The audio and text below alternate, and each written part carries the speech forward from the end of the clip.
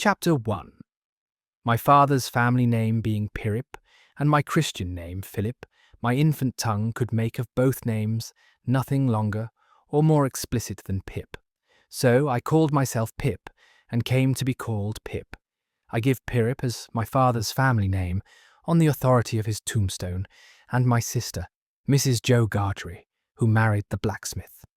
As I never saw my father or my mother, and never saw any likeness of either of them, for their days were long before the days of photographs, my first fancies regarding what they were like were unreasonably derived from their tombstones.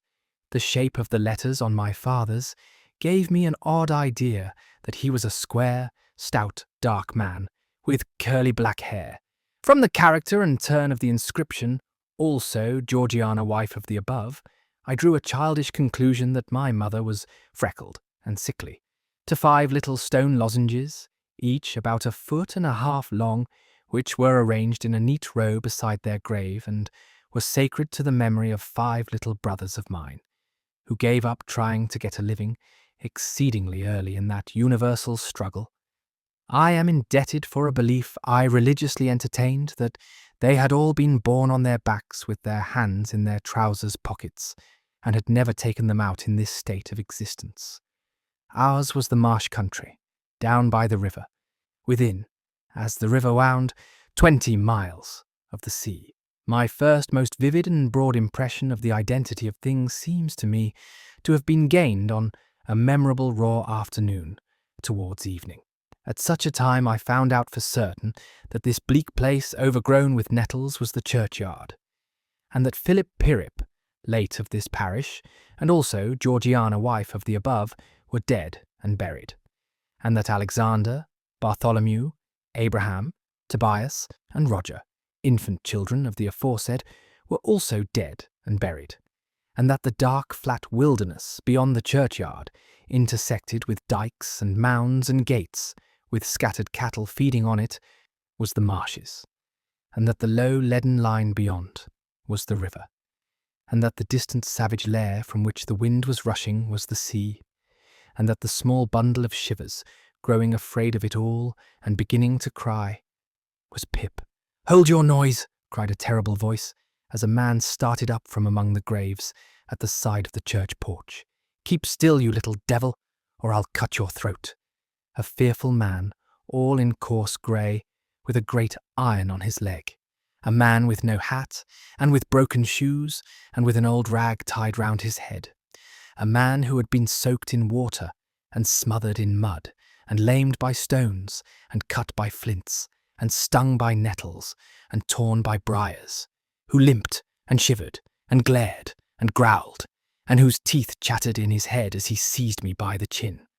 "Oh, don't cut my throat, sir," I pleaded in terror. "Pray don't do it, sir." "Tell us your name," said the man. "Quick!" "Pip, sir." "Once more," said the man, staring at me. "Give it mouth." "Pip, Pip, sir."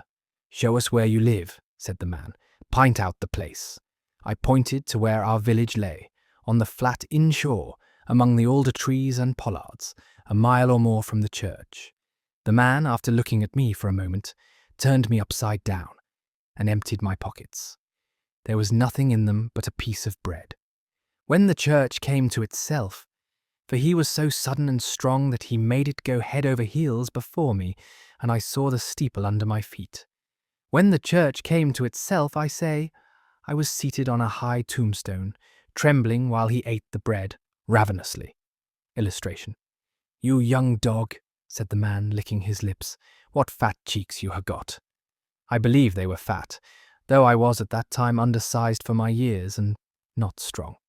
"Darn me if I couldn't eat 'em," said the man, with a threatening shake of his head, "and if I harn't half a mind to't."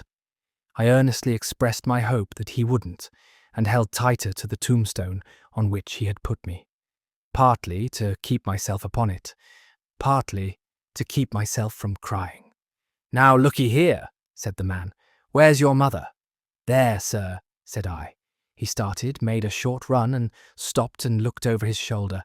"There, sir," I timidly explained. "Also Georgiana, that's my mother." "Oh," said he, coming back, "And is that your father along o' your mother?" "Yes, sir," said I. "Him too, late of this parish." "Ha," he muttered then, considering. "Who d'ye live with? Supposing you're kindly let to live, which I han't made up my mind about." "My sister, sir, Mrs. Joe Gargery, wife of Joe Gargery, the blacksmith, sir." "Blacksmith, eh?" said he, and looked down at his leg. After darkly looking at his leg and me several times, he came closer to my tombstone, took me by both arms, and tilted me back as far as he could hold me, so that his eyes looked most powerfully down into mine, and mine looked most helplessly up into his. "Now look'ee here," he said, "the question being whether you're to be let to live. You know what a file is?" "Yes, sir."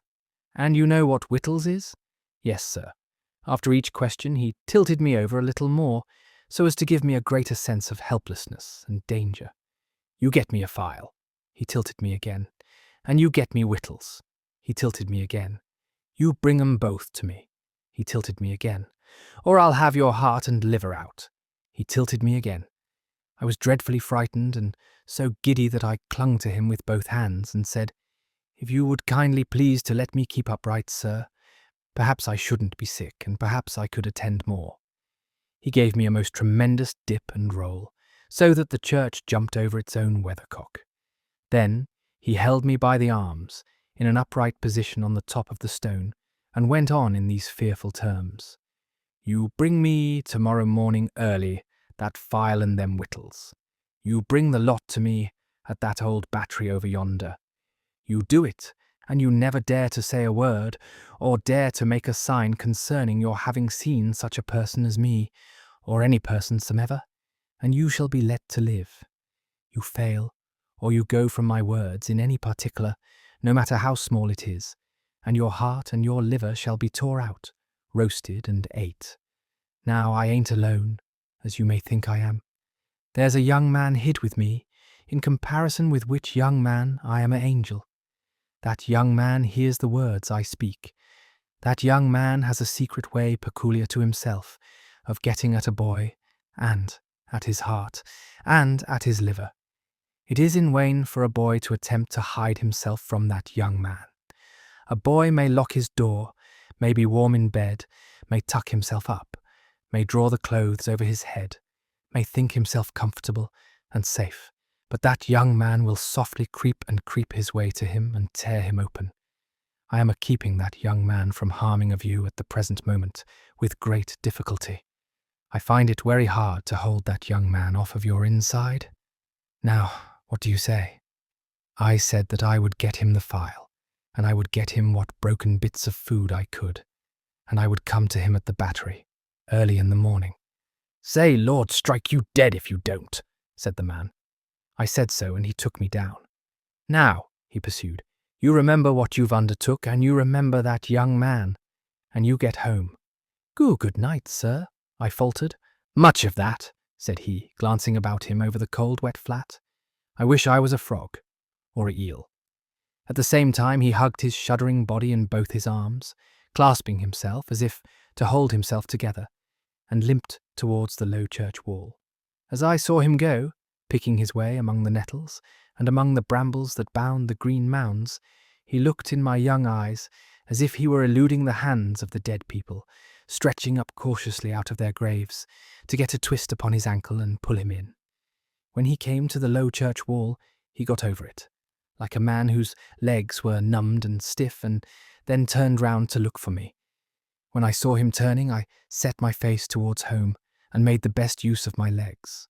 But presently I looked over my shoulder and saw him going on again towards the river, still hugging himself in both arms and picking his way with his sore feet among the great stones dropped into the marshes here and there for stepping places when the rains were heavy or the tide was in. The marshes were just a long, black, horizontal line then, as I stopped to look after him. And the river was just another horizontal line, not nearly so broad, nor yet so black, and the sky was just a row of long, angry red lines and dense black lines intermixed. On the edge of the river, I could faintly make out the only two black things in all the prospect that seemed to be standing upright. One of these was the beacon by which the sailors steered, like an unhooped cask upon a pole, an ugly thing when you were near it. The other, a gibbet, with some chains hanging to it, which had once held a pirate. The man was limping on towards this latter, as if he were the pirate come to life and come down, and going back to hook himself up again. It gave me a terrible turn when I thought so, and as I saw the cattle lifting their heads to gaze after him, I wondered whether they thought so too. I looked all round for the horrible young man, and could see no signs of him. But now I was frightened again, and ran home without stopping.